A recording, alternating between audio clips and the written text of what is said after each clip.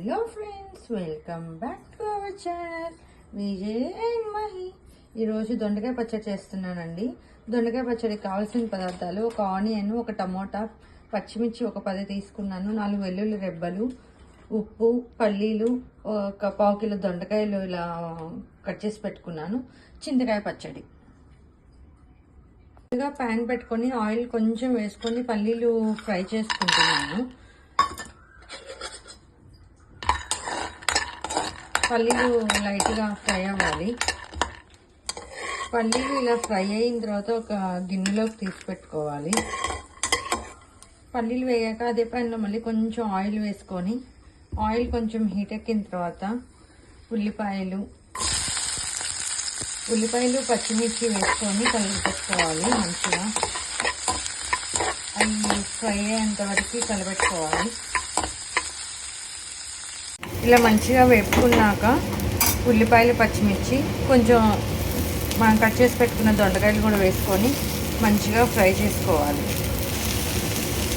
Cut చేసి పెట్టుకున్న దొండకాయలు అండ్ వెల్లుల్లిపాయలు కూడా వేసుకొని మంచిగా ఫ్రై చేసుకోవాలి.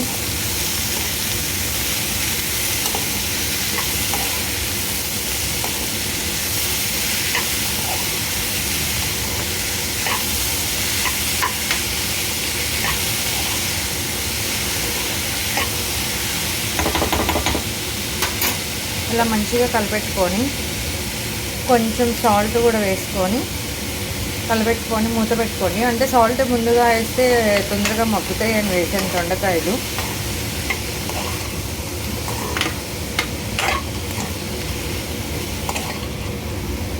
పచ్చళ్ళలోకి ఎప్పుడైనా రా సాల్టే బాగా టేస్ట్ ఉంటుంది. ఒక 2 నిమిషాలు అలా మగ్గిన తర్వాత టమోటా కూడా వేసుకోవాలి. ఒక టమోటా వేసుకోండి, బాగుంటుంది టేస్ట్. టమోటా ఇష్టం లేని వాళ్ళు స్కిప్ చేసేయచ్చు.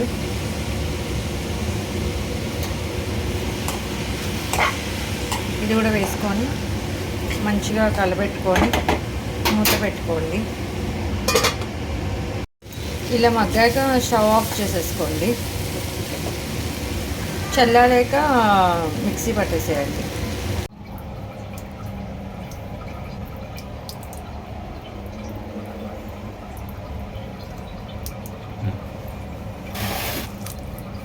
పల్లీలు వేసుకొని దంచుకోవాలి.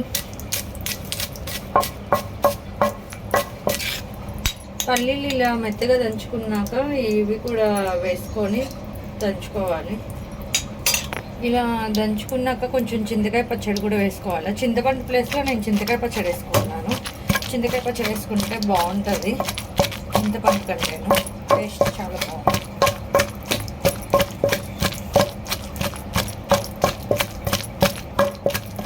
స్మెల్ అయితే బాగుంది.